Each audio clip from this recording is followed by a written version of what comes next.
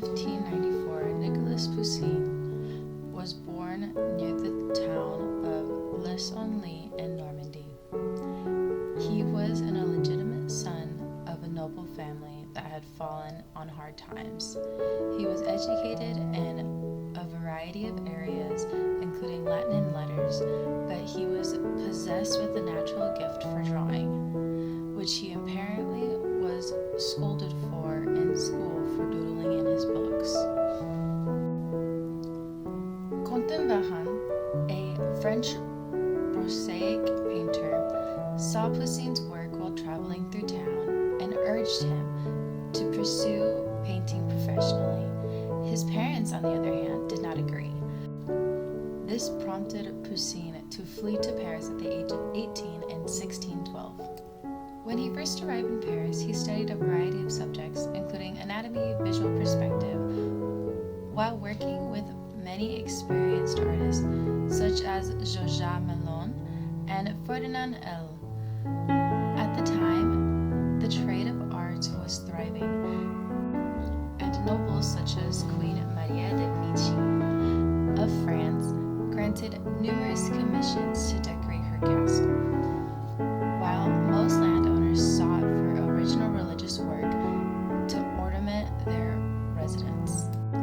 Poussin, on the other hand, remained to paint outside despite the studio system, which required multiple people to work on the same project. He was the first exposed to Italian Renaissance art in Paris, a style that would shape his own artistic destiny. His career began to take off in the 1620s. He earned his first contract for the Jesuits in 1622. In the following year, he had commissioned a painting of a mural for Notre Dame. Poussin's painting for the Jesuits gained him some notoriety in the art world, and via them, the court poet Giambattista Marino commissioned him to create a series of drawings. This important commission led to more when Marino visited Rome in 1623. He invited the young painter to accompany him. Poussin arrived in Rome in 1624 and stayed until 1665 when he passed. However, his client and friend Marino died soon after he arrived, leaving Poussin in financial distress. He had syphilis as well, from which he never fully recovered. Despite these dispositions, Poussin continued his studies at the academy in Italy. When he learned to paint nudes, visited churches and convents to study when he worked for the Italian masters. In 1627, he published his first masterpiece, The Death of Germanicus. He also received his only commission from the Vatican to paint the martyrdom of Erasmus. Around this time, he met Cassio del Pozzo, who would go on to become his most influential patron and a great personal friend. Del Pozzo helped Poussin win other commissions and consolidate his position to become an important painter in Rome. Del Pozzo also introduced Poussin to literature, philosophy, and art history. This instilled in him a love of learning and ideas that would come to inform his increasingly complex body of work. In 1630, Poussin married Anne-Marie Doe. By 1632, he had earned enough money to purchase a small house for them in Via Paulina. It was a great period of productivity for the painter, despite the fact that he always worked alone and had never established his own studio. During the same period, he ventured into landscape painting, a genre that did not have the same heritage as the biblical and mythological narrative on which he had built his reputation. Indeed, Poussin's digression of landscapes would prove the vital of the development for his genre. His inspiration came from trips to Rome on the countryside, though he still would treat it as a backdrop for his established literature histories. He had completed many of his most famous artworks, such as Abduction of the Sabine Woman and Dance to the Music Time. During this period, Poussin's new fame led him to shun public life. However, he preferred to work on commissions from private collectors rather than state and church projects.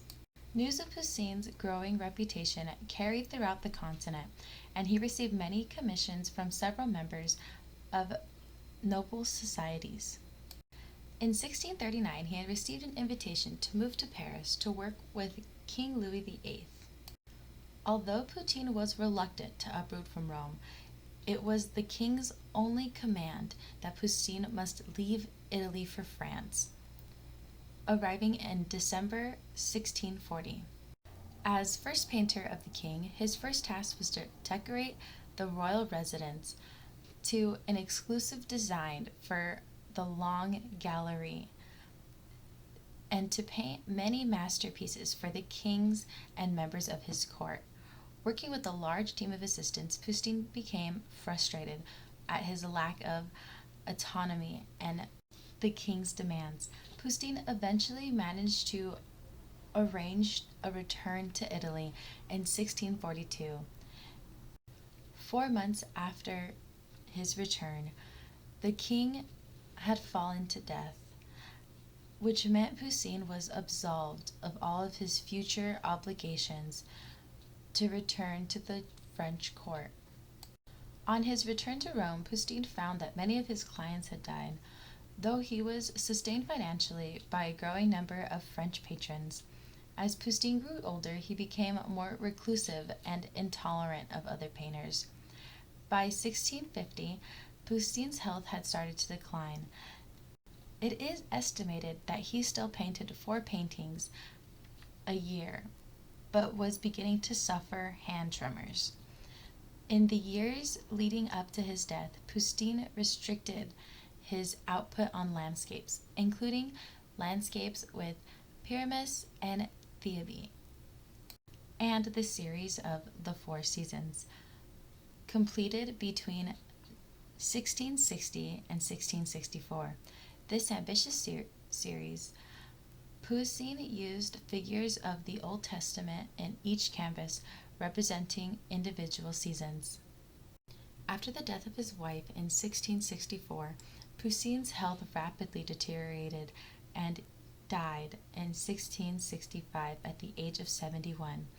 In his final will and testament, he specified that he did not want an elaborate funeral, reflective of his life's interest in Stoicism philosophy.